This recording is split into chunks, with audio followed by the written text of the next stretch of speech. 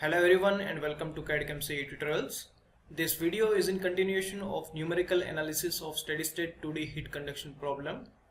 In this video we are going to create a MATLAB code for a 2D steady-state heat conduction problem where one of the wall is having adiabatic boundary condition. So before going into the detail of this problem, let us quickly revise the previous 4 videos that will create a base for this problem. In the first part of the series, we have formulated the governing differential equation for a 2D steady-state heat conduction problem, where we have applied the energy balance for a small element inside a 2D domain, and we arrived at an equation of d square t by dx square plus d square t by dy square equals to 0. So this is basically a partial differential equation for a 2D steady-state heat conduction problem. Now, after arriving this equation, the next step was to discretize the domain. That is basically we have divided the domain into a small element, and at every node of this domain we are applying the governing differential equation. But the problem is that we cannot apply the governing differential equation directly. So the next step was we have converted the governing differential equation into the algebraic equation. So here you can see the algebraic equation where I and j are indices in the x and y direction respectively. And this equation we can apply for this 2D steady-state heat conduction problem. Now in the third part of the video series, what we have done is we have created a MATLAB code for a 2D steady-state heat conduction problem, where we have considered all the 4 walls of the problem or the domain are having the constant wall temperature. After creating the MATLAB code and after getting the results from the MATLAB code, we have validated the results with the commercial available software, that is the ANSYS Fluent, and we found a good correlation between the developed MATLAB code and the results from the ANSYS Fluent. So you can watch all these 4 videos by clicking on this I button. Now our next step is to create a MATLAB code for a 2D steady-state heat conduction problem where we are having the adiabatic boundary condition for one of the 4 walls. So let's begin with that. So before going into the detail of the MATLAB code, let us first try to understand the problem. So in this problem we are going to analyze a 2D steady-state heat conduction problem where one of the wall is having adiabatic boundary condition. So in the picture as shown in the figure, the left wall and the bottom wall are having the higher temperature, the top wall is having the lower temperature, and the right wall is having adiabatic boundary condition. So adiabatic is nothing but there is no heat transfer at the right wall, and it is shown by that Q double dash equals to 0, that is heat flux equals to 0 at the right wall. So before implementing the same problem in the MATLAB, let us first try to derive the algebraic equation for all the nodes inside the domain. So in general we can divide all the nodes into the 2 types. One is the inter-array nodes and the second one is the boundary nodes. For the inter-array nodes we can use the same equation that we have applied for the constant wall temperature problem also, and that is nothing but the temperature of the inter-array node is nothing but the average of the 4 neighboring nodes. Now let us talk about the temperature for the boundary nodes. So first we will talk about the left wall as well as the bottom wall where we are applying the higher temperature. So in the figure we can see that the nodes that are lying on the left wall as well as the bottom wall, it is shown in the red color, and that indicates that these nodes are having the higher temperature. So for these nodes we can simply dump a constant higher temperature of TH. Similarly for the top wall nodes that are having the lower temperature, we can simply dump the value of lower temperature to those nodes. Now the only boundary condition left is the right wall nodes, and where we are having adiabatic wall boundary condition. Now let us try to derive the algebraic equation for the nodes lying on the right wall. So we know that the right wall is having a boundary condition of a 0 heat flux or the adiabatic boundary condition, and that means that heat flux equals to 0 at the right wall, and that means no heat transfer can take place at the right wall. And here in this problem we are having the conduction inside a 2D domain, so we can simply write down as minus k dt by dx equals to 0 from the Fourier law of heat conduction, and that will give us dt by dx equals to 0. So this dt by dx equals to 0 simply tells us that the gradient of the temperature perpendicular to the right wall will be 0. And using the Taylor series, we can write down it as a T of ij minus T of I minus 1j divided by dx equals to 0. And ultimately we can come to the equation of T of ij equals to T of I minus 1 of j. And this equation we can apply for the right wall nodes that are shown in the gray color.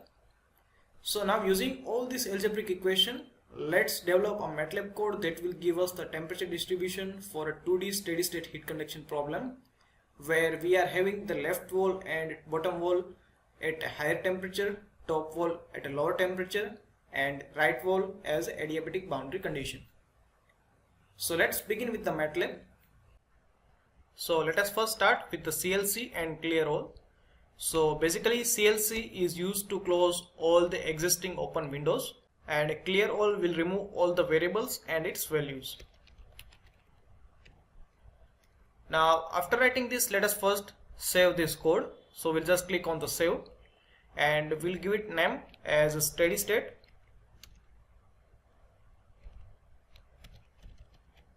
adiabatic wall and save it. So now the first section will be the geometric parameters for the domain. So we'll create a section and we'll write it as a geometric parameters for domain. And into that, let us first start with the width and the length of the domain. So in our case, we'll consider the width as a 1 meter, and we'll write down a comment as a width of domain, and we'll write down it as in meter. In the similar fashion, we'll write down the length or height of the domain, that is also of 1 meter, and in the comment also we'll write down height of domain, it is in meter. Now after writing the height and the width of the domain, now we have to write down, or we have to define the number of nodes in the lengthwise and the widthwise. So in our case, we'll define as nx, that is number of nodes in the x direction, as 101, and we'll write down a comment as a number of nodes in x direction,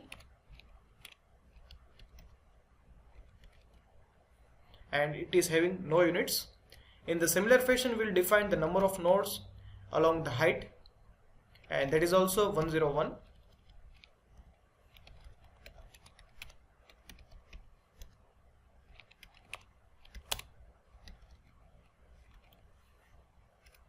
Now after defining the length and the height, or let's say width and the height of the domain and number of nodes in the x and y direction, we can find the length of an individual element in the x and y direction, and that is nothing but dx and dy. So we can write down as dx is nothing but the width of the domain divided by number of elements or number of nodes minus 1, and it is nothing but the length of element in the x direction.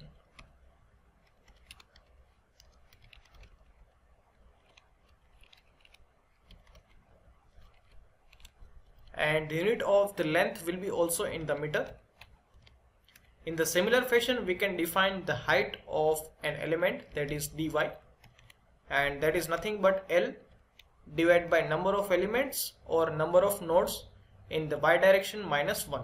So in our case, we are having number of nodes, so we'll write down as ny minus 1.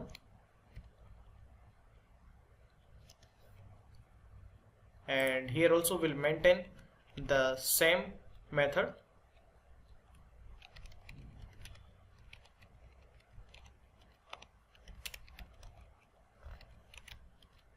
It is also in meter. So basically these are the geometric parameters that we will use in the calculation. Now after that, what we have to define is, we have to define the boundary as well as the initial conditions. So we'll define a new section. So basically, to define a comment, we use a single percentage, but when we want to define an entire new section, we have to write down 2 percentage sign. So when we'll write down 2 percentage sign, it will create entire new section. So the first section is for the geometrical parameters, the second section for the boundary as well as initial conditions.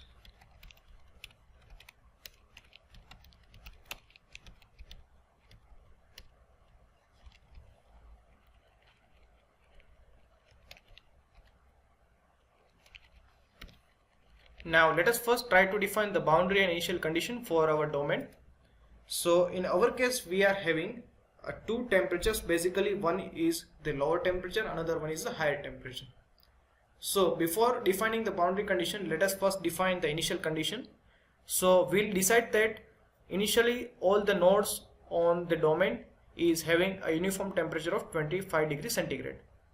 So we'll define one variable of Ti, that is nothing but initial temperature, and we'll assign the value of 25, and we'll write down a comment as initial temperature of domain.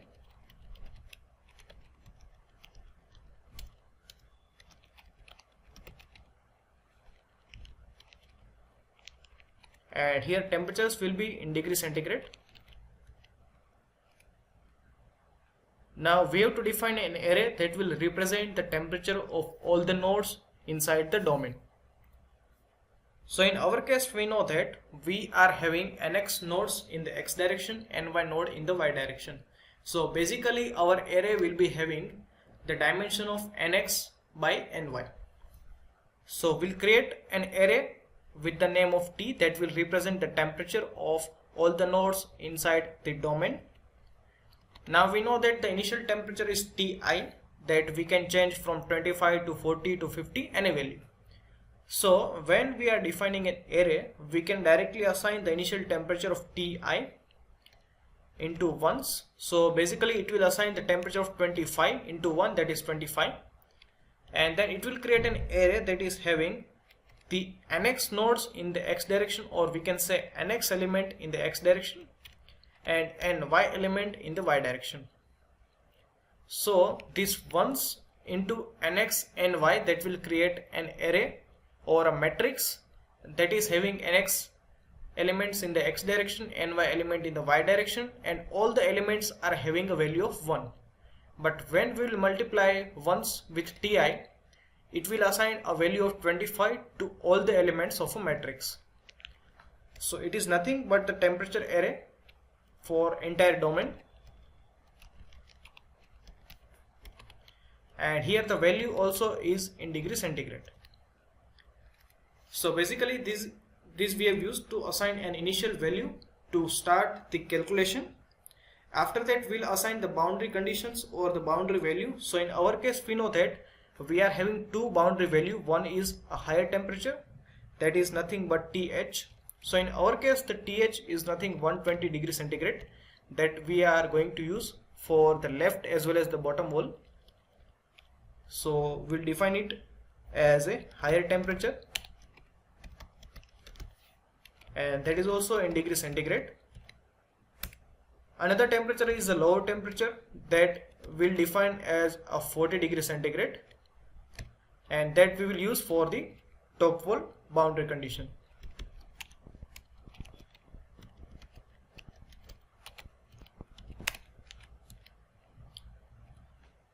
Now after defining the lower as well as the higher temperature, we have to assign this value of Th and Tl to the respective nodes in the domain.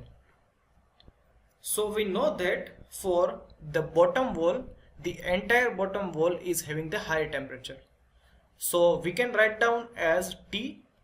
So basically T is the temperature for the domain, and the nodes that consist of the bottom line or the bottom wall is nothing but all the x nodes having y index of 1. So we can write down as all the nodes for horizontal direction. For vertical direction the index will be 1, and all these temperature nodes are having a value of Th, that is the higher temperature.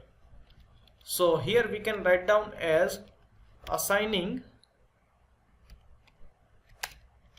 temperature for bottom wall, and it is also in degree centigrade. In the similar fashion, we can assign the temperature for the left wall, and here we come to know that the left top node, that is at the intersection of left wall and the top wall, will be having the temperature that is average of left wall and the top wall.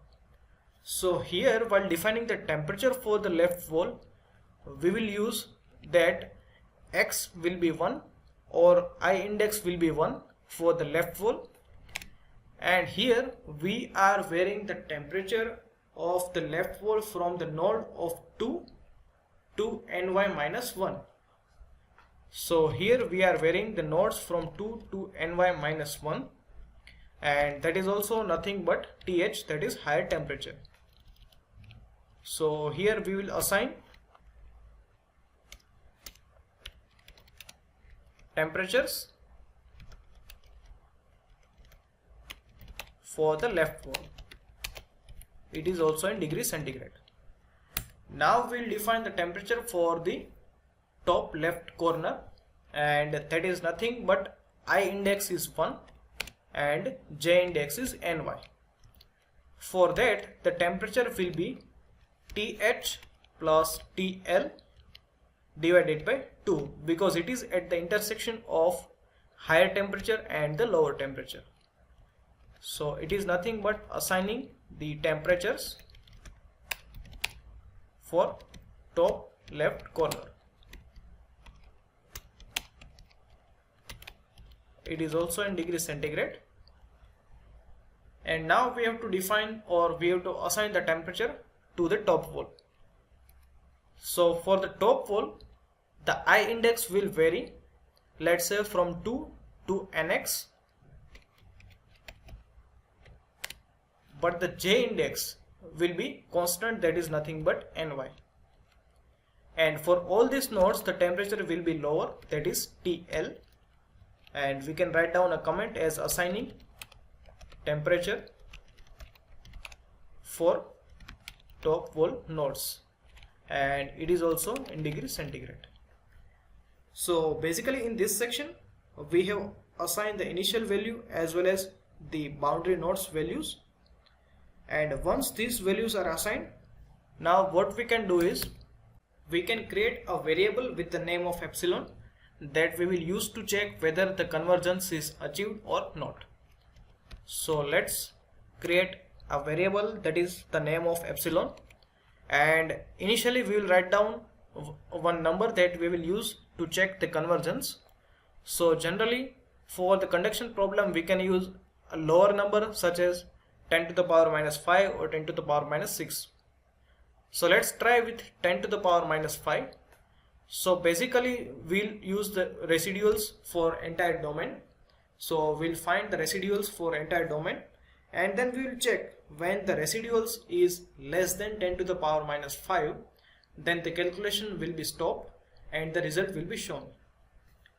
So epsilon is used to check the convergence for the entire domain, and to assign the initial value we'll define one variable as error, and we'll assign an initial value of 5. So basically we can assign any value that is greater than epsilon to start the calculations. Now comes to the next section, that is the computation. So in computation we will use all the algebraic equations that we have derived in the earlier slides, and before that we'll define one variable that will give us the number of iterations. So we'll define one variable as iter, and initially we'll assign the value of 0. So when the computation will start, we'll increase the number of iteration every time by 1, and then we can display that number so we can come to know that how many iterations it has taken to achieve the steady state condition for this problem. So after assigning, or after defining the variable of ITR and assigning a value of 0, now we can start our computations. So basically what we are doing is every time we are increasing the iteration by 1, but before that we have to give some condition by which we can decide that whether we have to stop condition or not, and for that we are using the while loop.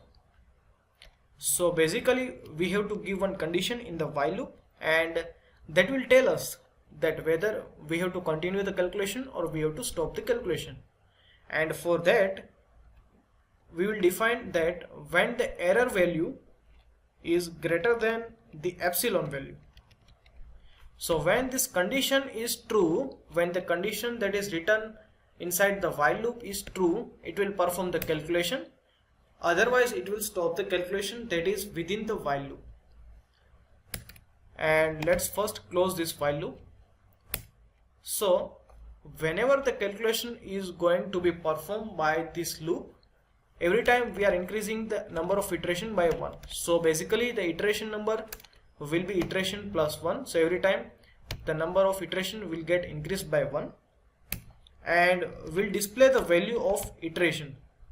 So which iteration is going on.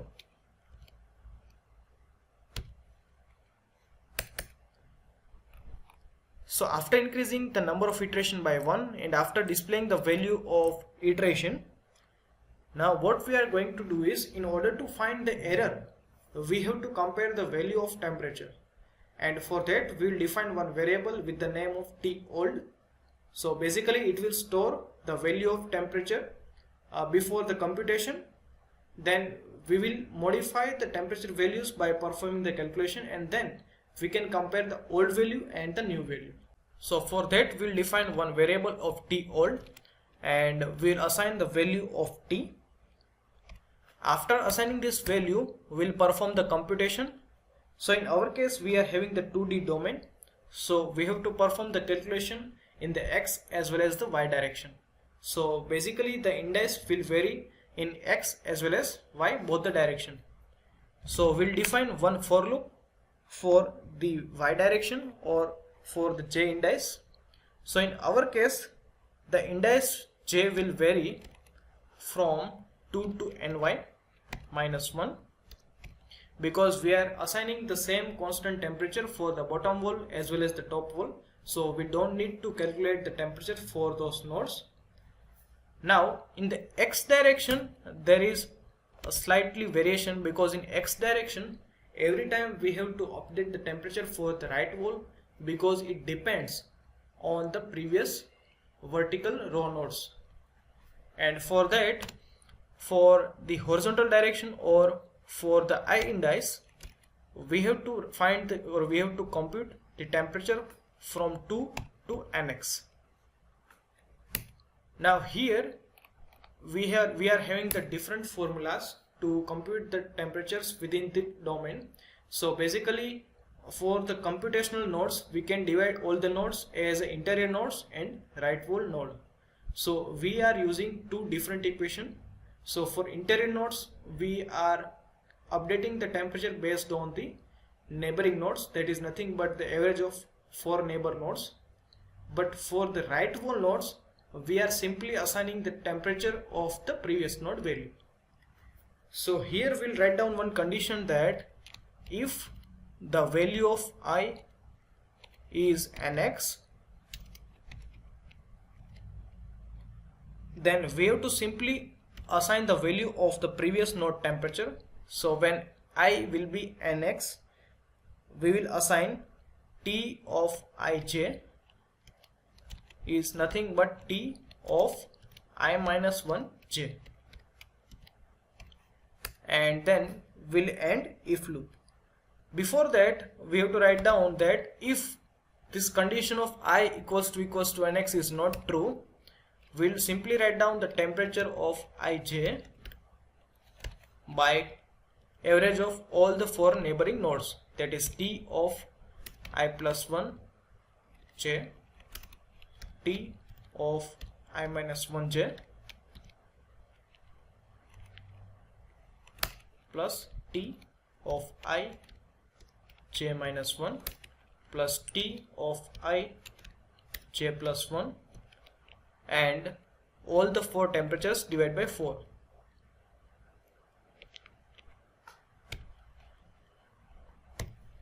And now we can close the if loop. So basically first we are checking that whether it is lying on the right side wall or it is lying in the interior nodes. and based on that it will apply the different algebraic equation. So after finding this, we can end the first for loop and then we can end the last for loop. So basically this for loop and if else is used to carry out the computation to update the temperatures for all the nodes, and once we are having the new temperature, we can compare the temperature of old iteration and the new iteration, and we can assign a single value to that difference, and for that we are calculating the error, and that is nothing but the square root of sum of squares, so that we can find out using SUM SQR, and I will tell you what it will do. So here what we are going to do is, first we are finding the difference between the new value and the old value, then we are squaring each element of the matrix that we will get by subtracting the old value from the new value. After squaring all the values, we are having sum of all the value, and then we are taking the root or square root of that sum, and that will give us error for the entire domain, and that we can compare with the epsilon value. Once we are having this error value, we can also display it along with the iteration. So here also we can display the error.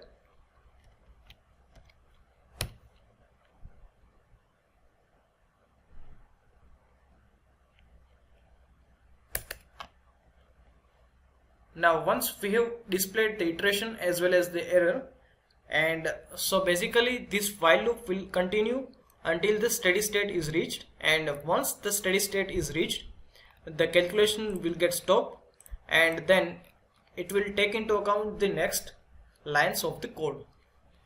So once the steady state is reached, we want to see the temperature distribution within the domain, and for that we'll plot a contour. So here the next section will be plotting the results, and for the results first we need to define the dots, or we have to define the location for which we want to plot the results. So in our case we are having the data of a matrix that is nx by ny, and for that first we want to define the location for each node. So we know that our domain varies from 0 to 1 in x as well as the y direction. So basically we will define one vector, that is x vector, that will range from 0 to w, or let's say 0 to 1, and we know that the difference between the one point to the next point is nothing but dx. So we'll start x from 0, we'll add dx into the previous one, and we'll go up to w, that is the width of the domain. The same procedure we'll do for the y direction also, so we can simply copy and paste it. We can define a new variable y, and it will start from 0. Every time it will increase by dy, and it will vary up to the L. So basically this we have what we can say, we have defined the location at which we want to display the temperature values. Once these locations are defined, now we have to define the type of the plot. So we'll define as a color map, and we'll define it as a chat, and after that we have to define the contour, basically to plot the contour. So it will be contour f. Now here our x direction will vary from 0 to w, that we have defined by a vector x. Our y direction will vary from 0 to L, that we have defined by a vector y. And what we want to show is, we want to show the temperature distribution. So in order to show the exact value, what we are going to use is t dash, and then also we want to plot a color bar, that is nothing but a label, so we'll use color bar also. Now let us give the name of the title and the axis. So our title will be the temperature distribution,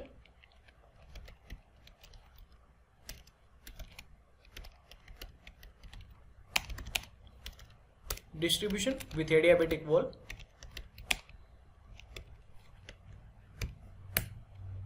Now the name of the x-axis is nothing but x label and it is x direction.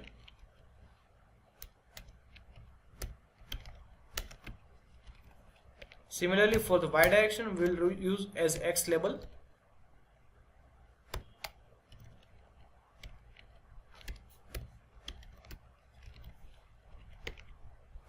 And that's it.